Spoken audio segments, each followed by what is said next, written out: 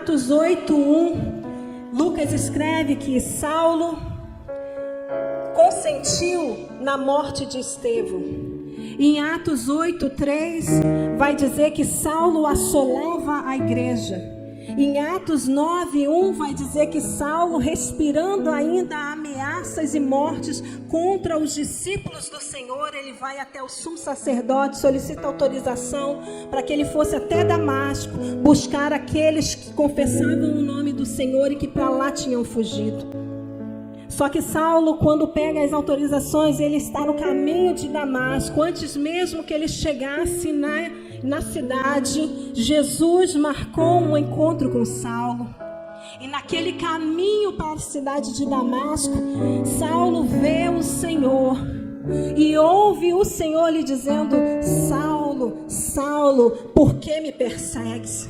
Saulo cai ao chão e naquele momento ele fala: quem é, Senhor? E o Senhor lhe responde: eu sou Jesus a quem tu persegues. Saulo então, atônito, diz: Senhor, o que queres que eu te faça? Jesus o orienta a entrar na cidade. E a partir daquele momento Saulo fica completamente cego. Completamente cego. Ele passa 3 dias em Damasco sem comer e sem beber, e cego pelo véu da lei, como ele mesmo depois vai escrever em 2 Coríntios 3, a partir do versículo 13.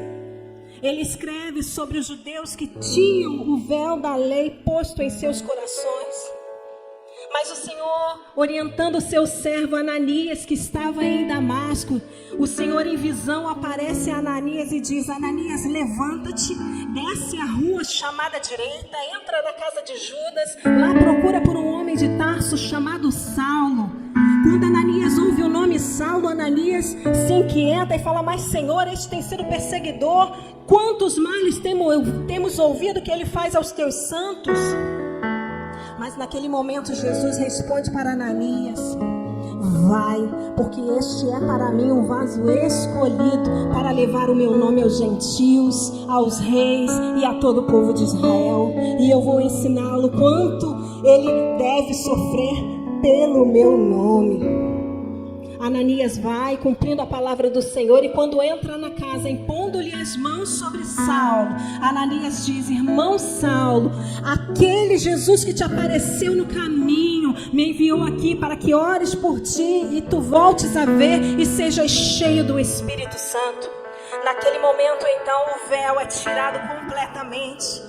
E como simbolizando isso, também as escamas lhe caem dos olhos e Saulo recupera a sua visão. De tal forma, aquele homem que era tão conhecedor da lei, doutor da lei, fariseu, que era membro do Sinédrio, aquele homem agora poderia interpretar tudo aquilo que aprendeu com a lei e com os profetas a partir da luz de Cristo Jesus, a luz que lhe aparecera no caminho para Damasco, a luz que o encontrou no caminho. E a partir de então, Saulo, completamente transformado, já em Damasco mesmo, começa a pregar a palavra do Senhor. E agora o perseguidor da igreja se torna o perseguido. Porque para sair de Damasco, ele precisa ser colocado dentro de um cesto. E pelos discípulos ele é descido pelo muro para que ele escape da cidade. Porque os judeus que ali estavam já queriam tirar a vida dele. Dessa forma, Saulo, cheio do Espírito Santo, ele, depois de apresentado aos apóstolos, depois de separado pelo Espírito Santo de Deus para uma obra missionária, ele e Barnabé, levando consigo Marcos, partem para a sua primeira viagem missionária. Esse homem que antes assolava, agora leva a mensagem que perseguia. E Saulo, na sua primeira viagem missionária, ele sai de Antioquia, ele vai a Chipre, ele sai de uma cidade que se chamava Salamina e passa até a última cidade do outro lado da ilha de Chipre, chamada Pafos. Nessa cidade algo extraordinário vai acontecer, porque pela primeira vez vamos ver um relato do poder de Deus na vida de Saulo. Ali havia um homem chamado Bar Jesus, conhecido como Elimas o mágico, e aquele homem perturbava toda vez que Saulo e Barnabé se colocavam a pregar e anunciar a palavra de Deus, de tal forma que Saulo, proferindo contra ele uma palavra de autoridade, aquele homem na mesma hora se viu cego. Vendo isso, o procônsul chamado Sérgio Paulo, na mesma hora, aquele homem maravilhado, pelo qual poder e autoridade Saulo falava acerca da mensagem da cruz de Cristo Jesus, aquele procônsul então se converte ao Senhor. Saulo e Barnabé prosseguem a sua viagem missionária, entrando em Listra. Depois de uma grande confusão, Saulo é apedrejado e tido como morto. Mas saindo com vida, ele prossegue a viagem, encerram a viagem. Já na segunda viagem missionária de Saulo, ele agora chamado Paulo, porque lá em Pafos, em Atos capítulo 13, versículo 9, quando ele ainda está em Pafos, ele passa a usar o seu nome romano de Paulo.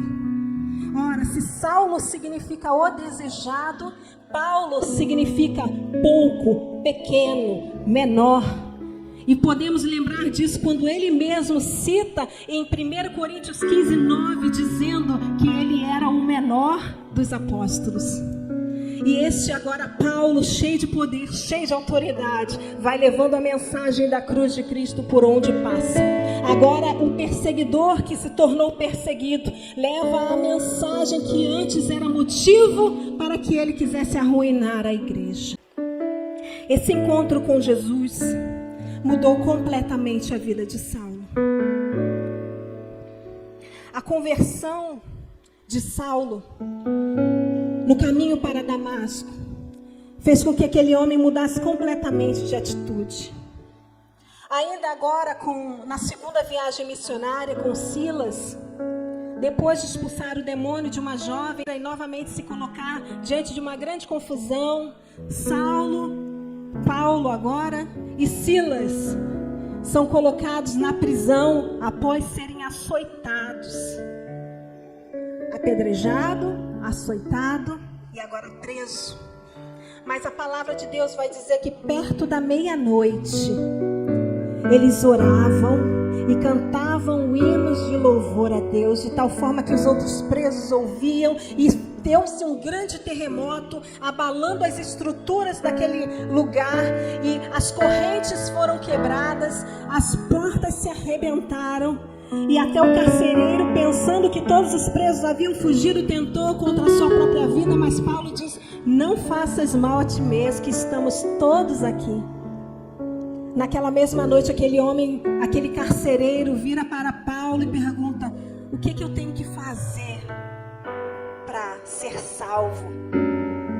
E Paulo fala para ele: crê no Senhor Jesus Cristo e será salvo tu e a tua casa. E assim ia Paulo, transformado pela mensagem da cruz, fazendo com que a mensagem que ele pregava fosse a sua vida, e com que a sua vida fosse a mensagem que ele pregava. De forma que, com integridade, ele seguiu o caminho do Senhor e não negociou. Ele vai dizer em Filipenses 1:21 que o viver é Cristo e o morrer é ganho.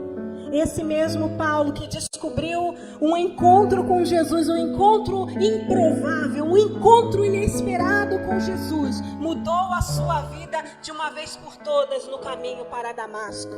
Aquele homem que nunca mais foi o mesmo. Ele vai compreender depois o que ele mesmo diz em 2 Coríntios 4, versículos 8 e 9.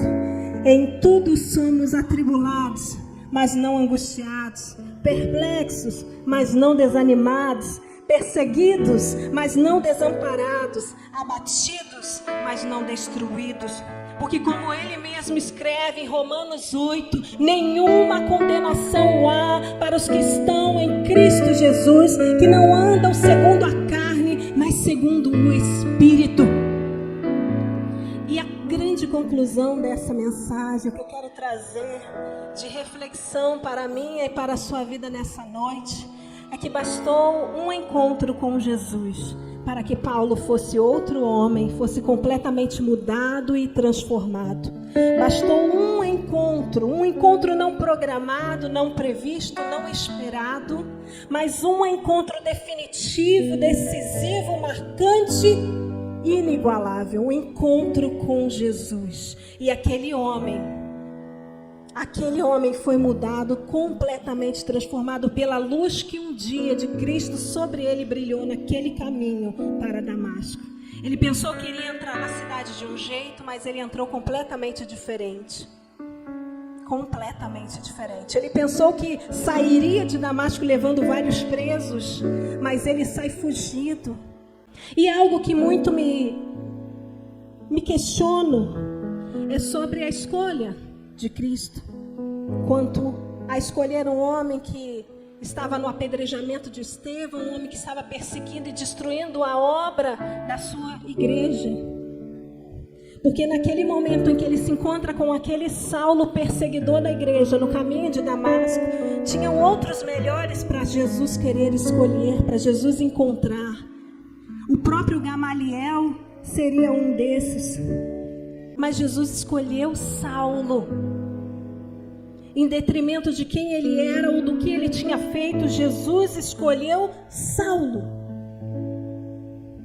Talvez você ache que não dá mais para você, que não é você que Deus deveria enviar por conta do seu passado. Mas Deus não olhando para o seu passado, mas olhando para a obra que Ele pode fazer na tua vida. Ele te chama, Ele te escolhe e Ele te dá um chamado.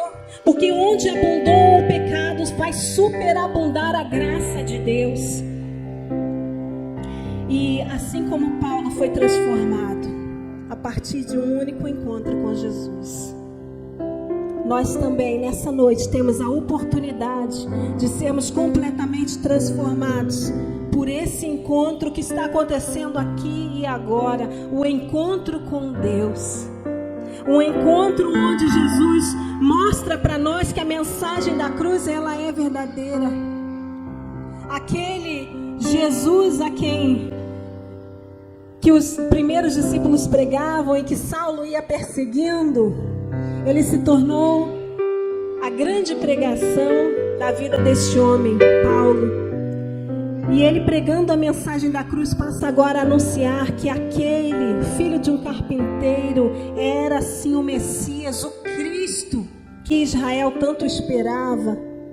Aquele Jesus crucificado no madeiro, escândalo para os judeus, loucura para os gregos. Esse era agora a pregação de Paulo. Um Paulo transformado. Um Paulo que viu Jesus e que foi transformado. Um Paulo que mudou pela visão da glória de Jesus. E nessa noite o Senhor Jesus está brilhando sobre nós. Ele está nos convidando para sermos transformados por Ele.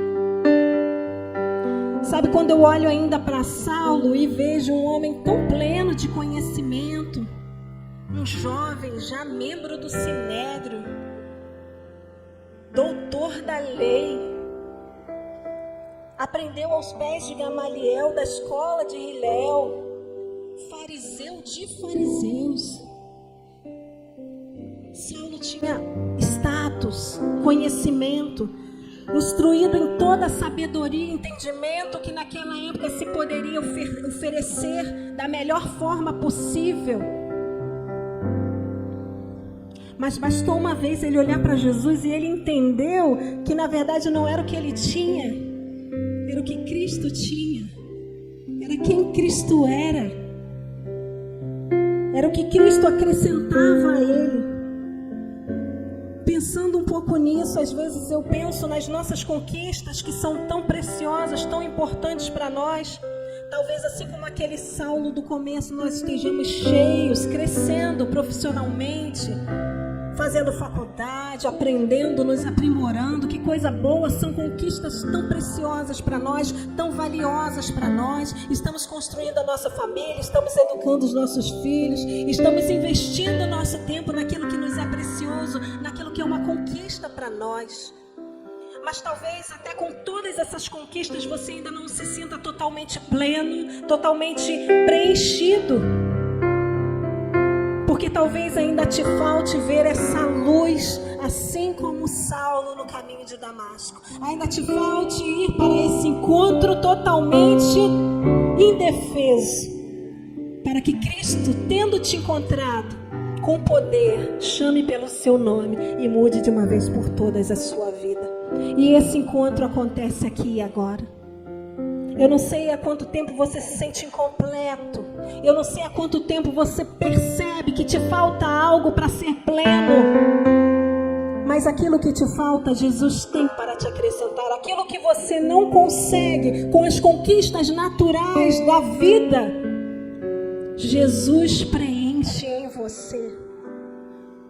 E até mesmo aquilo que você perdeu e que te dói tanto, o Senhor te consola.